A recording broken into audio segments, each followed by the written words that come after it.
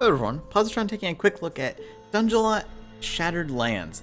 This just got released on Steam yesterday. It's $10, I think it's $8.50 for its opening week sale. It's produced by Red Winter, or developed by Red Winter and published by Tiny Build Studios. It's a roguelite in the lightest of light senses. Very casual roguelike game. Kind of a roguelike slash Minesweeper combo. And you'll see what I mean when we get into it here. It's also on iOS. I don't believe it's coming to Android, which makes me sad because I played the other ones on Android and would really like that. You can see our characters here. I have not freed the other two characters yet, but I rescued the first two. We'll actually start with the vampire so I can show off some of the stuff here. This game is surprisingly deep. It's very, the interface is very mobile. I do wish there were more hotkeys. There's one gripe I'll say. It's kind of designed with touch interface in mind. It works perfectly fine. There's no like Twitch gameplay really here involved, except for a couple of mini games. We'll kind of get right into it here. It is a surprisingly deep and strategical game for what it is. There are 3 acts as far as I can tell. There's also the abyss in the middle. I don't know if that's something we actually unlock at some point or if it's future content, but for right now, there are 3 acts that I know of. I believe there are 18 total dungeons. Every character can run those dungeons. So it's actually a lot of content for what it is. I've actually put 3 hours into the game so far, and I'm still only in this area. And those 3 hours kind of like, this game really kind of like just, I don't know, it hits the right spot. I like the previous games. So we'll just get started here. I'll try to explain the mechanics as we go. We're going to play as the vampire, and I think here I can show off their skills. Every hero has health, pretty self-explanatory. You have your attack, how much damage you deal, armor. The short version is basically you can block attacks, but you have a chance to lose armor, and then once you lose armor, you'll start taking health damage. Crit. Durability is basically the chance that you will lose armor. Every hero has a positive and a negative passive. For this one, we have a chance to regen health, but we take extra damage from fire. We also have equipment that can be upgraded, and we get spells that we can find in the dungeon as we go. In fact, I might be able to upgrade our weapon here. Let me actually check that out. Yeah, so I could buy, we have our regular unholy staff. I'll stick with that for now. I could buy new armor. Oh, once you buy it for one character, it unlocks for all of them. Okay, I actually didn't know that. So,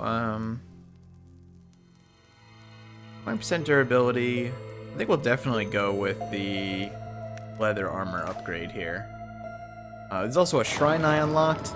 I can pay a little bit of gold to the shrine, and we will get some buffs. There's also, I'm trying to just get like through like everything here. There's also this kind of persistent upgrade thing where you can spend the gold, and every object in here you can unlock, and it has a special effect that applies to all your characters. This unlocks a couple of dungeons into the game. It's a really cool little thing, kind of like a persistent progression. You can also find stat upgrades and like permanent upgrades for your characters as you go through the dungeon. So let's just go straight into a dungeon here so you can see the actual main gameplay loop. And it's, again, it's very Minesweeper, a very Minesweeper interface, and it plays like a roguelike. So our character will stay at the bottom here. And essentially the goal of every floor is to find the key to open the door. And you can do that by opening tiles. Food is something, you spend 1 food every floor. Run out of food, you start taking starvation damage. So the light tiles are ones we can open. As we open tiles, we will find various things like the key, money. Again, this is all mouse driven. There's a potion, we have an inventory system. In fact, I can use this red. I completed a quest early on in the game, so now I start every dungeon with red. There we go. So every time you find an enemy, they block off adjacent tiles. You can't actually open those tiles until you defeat the enemy. By default, enemies always swing first. See, this enemy has 1 frost damage, it has 3 health, we do 3 damage, and we will block that 1 attack. Here's a spell.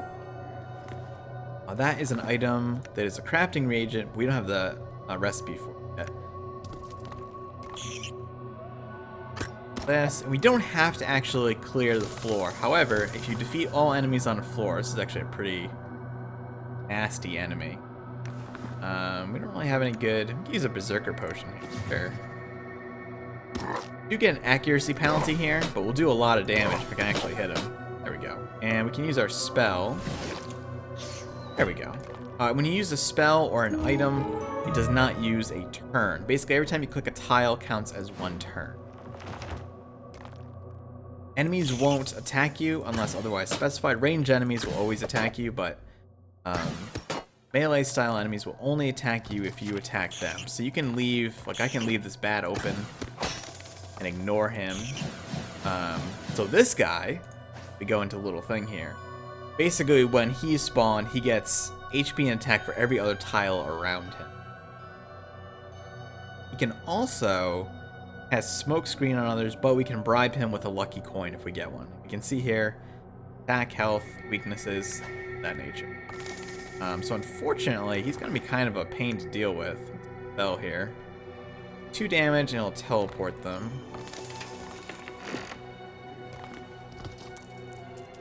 I will kill you.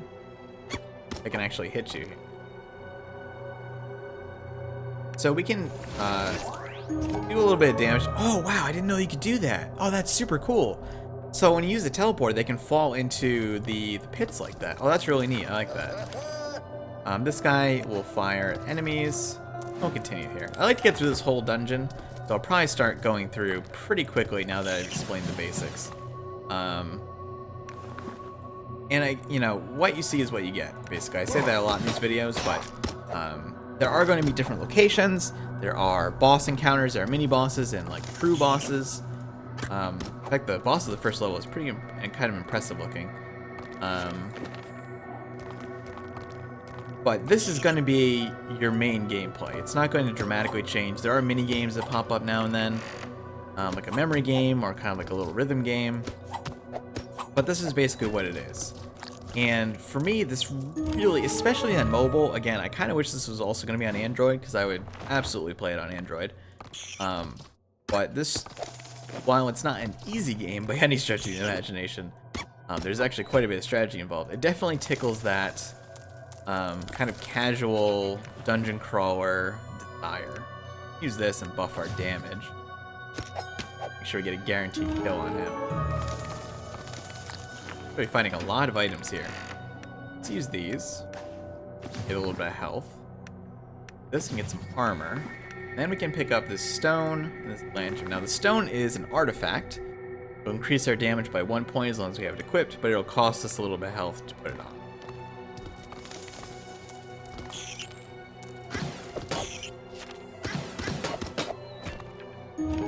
There we go. We also have a mood. Okay, here's a little hideout floor.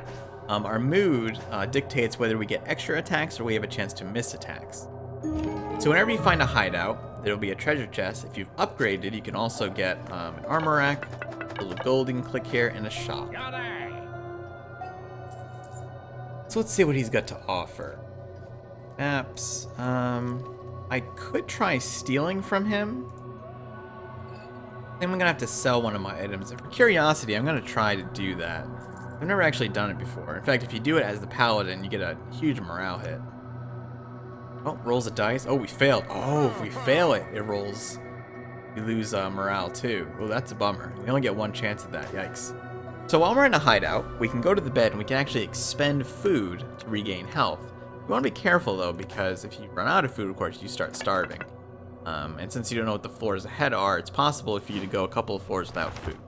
Like this, for example. This is going to cost us, I think, 1 food to come in here, but we won't have any leave. We can play a guessing game here. Let's try it. Oh wow, I've actually never won that before. So we don't lose any food there, which is nice, but we will lose 1 food going down in the next one. Floors can also have random effects, like this one, for example, is dark. We do have a lantern though, so let's use that. And a lantern will also show you the location of all enemies on the floor. So if you're in trouble, or your health is getting low and you want to avoid enemies, then you can do so. Or just decide to open all of the other tiles first. We'll start opening these. Our health is pretty good. This is a pretty easy dungeon, so we can probably kill. That was unfortunate. Let's see. How much damage did we do? Another mechanic here, too. So if you look here at our basically our perks. We have the Blood Drain and we have Hell's Bite. You also see there's a meter down here. But what we can do is we can take an item and we can salvage it. When you salvage an item, it fills up the bar a little bit. The more full this bar is, the more potent or the higher chance to happen these skills have. And they also empower your spells. However, when you use a spell, it takes one chunk, like one little section away from your charge bar. I'm gonna use I think this guy's weak to fire. He's burning. Unfortunately, we don't have a way to make another turn, but the burn will happen first.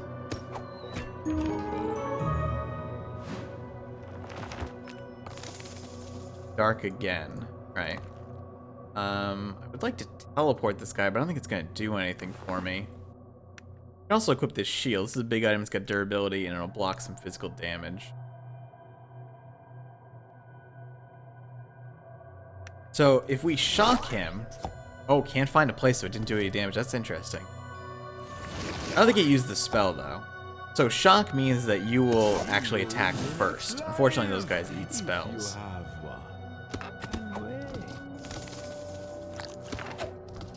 You can hear this little voice acting too. Occasionally our hero will whip a little line here. I think that'll only do 2 damage. Yeah, they're pretty strong against that kind of elemental damage here.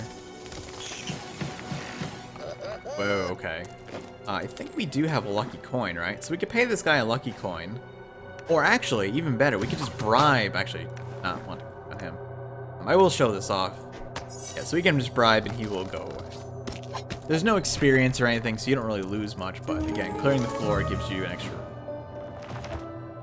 There is at least, as far as I know, there's at least 1 food on every floor. So as long as you fully clear every floor, oh my, you'll always find food. However, of course, if you're running low on health, full clearing a floor can be very, very dangerous.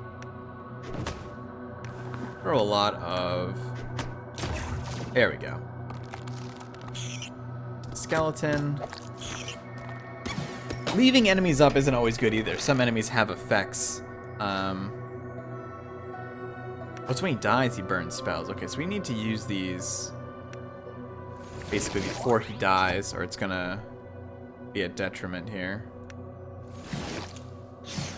Ah, it didn't kill, so I think we actually lose either health or, yeah, I think it actually does damage to buff up here. See if we can... We only got a 5 there, unfortunately. There's some RNG involved, of course. Quite a bit involved. But again, also I find this is just a really good level of strategy. Oh no! Alright, so we're actually pretty low on health here. It's a little concerning. So at the end of every dungeon, there is a little mini-boss. It's basically just a harder level enemy. This is only the second dungeon, I think, so this is a pretty easy. Yeah, there we go.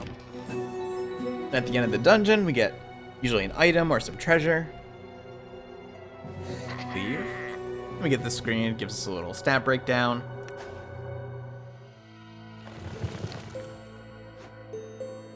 So I would like to show off maybe a harder level dungeon. We're probably not going to do it over the course of this episode. 1, because I'm probably going to die. And 2, because it is a very long dungeon. The final boss of Act 1, or at least of this section of the game, is Zombiecow. You can see I've actually made it to the boss before. I just barely missed killing him. Something else I show off too is there are actually quests you can complete along the way. I can click on my paladin here. You can see if we get we use 20 iron ingots, if we gather 25 items, or we kill 30 zombies. These are persistent too. They and they'll give you little bonuses, whether it's gold or permanent upgrades or things. So our paladin's been leveled up a little bit. He's got higher attack. He's got more health.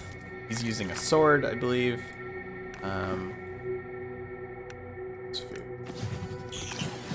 Different items give you, oh my, more salvage as well. Like salvaging a big item, like a piece of armor or something, will potentially fill up the entire bar. We're probably actually going to leave this guy alone. Just not worth the potential damage we're going to take, especially on floor 1. And that's kind of a part of the balance too. Alright, so sometimes we get these events too when we come to a floor. So, heavily injured traveler, yeah, we'll heal him because we're a paladin, so we get that option. He gives us a magic wand. Magic wand goes in our hand slot. You can see that hit a random foe for 1 damage every 2 turns.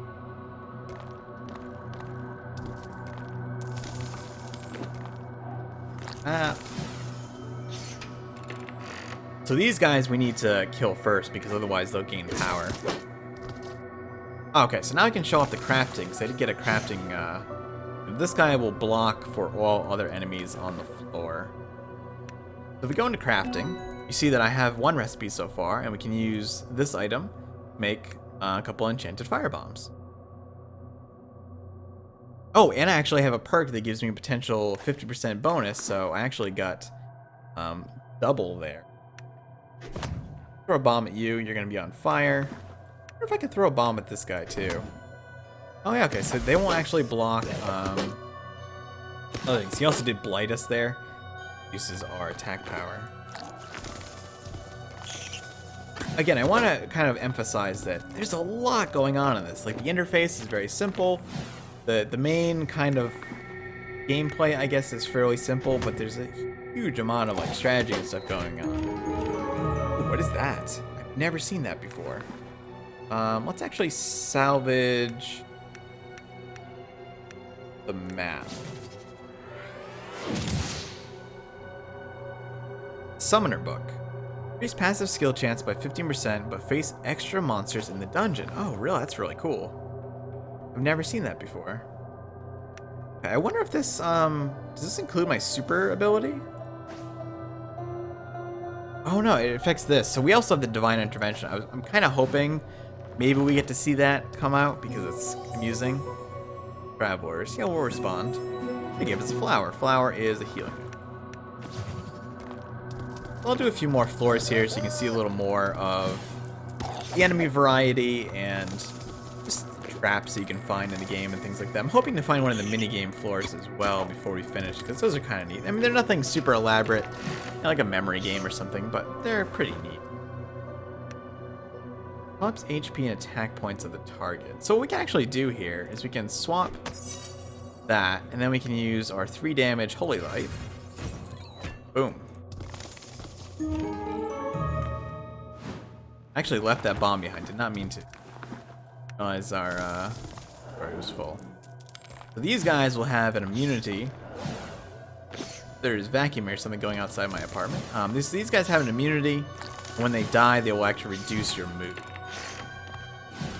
can kind of let our wand take care of it for us. We still will get that mood reduction regardless. I was kind of hoping we would get a, just throw a bomb in here to avoid the damage. Throw a firebomb at you. You can pick those.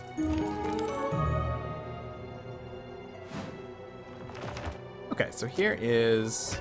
That's another artifact. I'll probably sell some stuff to this guy. In fact, I'll just pick up the artifact and sell it to him. Double iron armor from iron ingot. Buy that. In fact, I'll probably continue this run off camera, so I'm actually thinking about what I want to buy here. If you do die, you do get some gold back. I think you lose... Maybe you don't lose all of the stuff that you've gotten, but so you got to be careful, because if you spend a lot of money and then you die, you're actually going to be much worse off than you were before.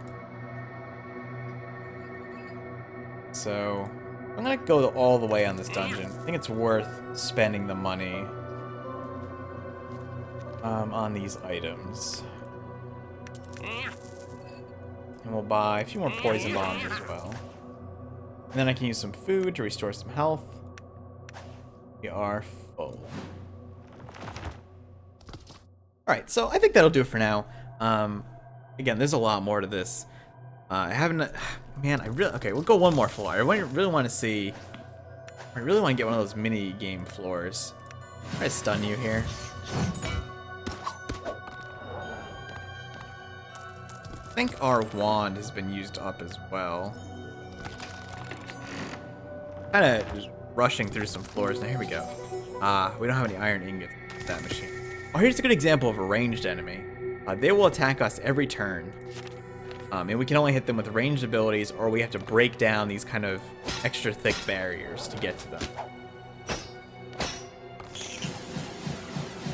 Oh my, that is a nasty critter. That's a trap too, and I tripped it. Basically, if you open blocks near them, they'll attack you. But if you spend 5 turns doing other things, then you can sneak.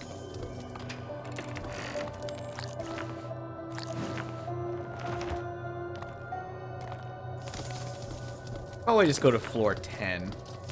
Rotten meat, oh boy. There we go. Okay, so we don't want to open any more there. We'll just keep going. See if I can find a minigame floor here. Ooh, we got lost. That's a random event that can happen. Lost a little bit of food there. Don't really want those items. I wouldn't mind them. If I was not recording, I would take a little more time and try to pick those up. So you can see you can also play pretty quickly. We did just get another goblin here. Wow. Wing boots is actually a really nice item. We'll use our stuff here. Pick this up. There's also a little mouse there. We'll do that. And I will... I already have a... Yeah. Buy a shield. Buy more bombs. Probably just hold off, actually. Don't need to sleep. Alright, I don't think we're going to get minigame floor just yet. So yeah, that's Dungelot Shattered Lands before I just end up playing here for another 40 minutes on video. I think it's really fun. It's not going to be for everyone. It's very mobile focused. It is on iOS. I believe it's much cheaper on iOS also. So if you don't care whether you play stuff like this on mobile or on PC, you might want to look into that. I'll have a link to the game below. And yeah, it's pretty damn cool. It's definitely a huge upgrade from the previous games. I like it a lot. I'm a sucker for this kind of thing. Thank you for watching. Hope you've enjoyed it. See you soon.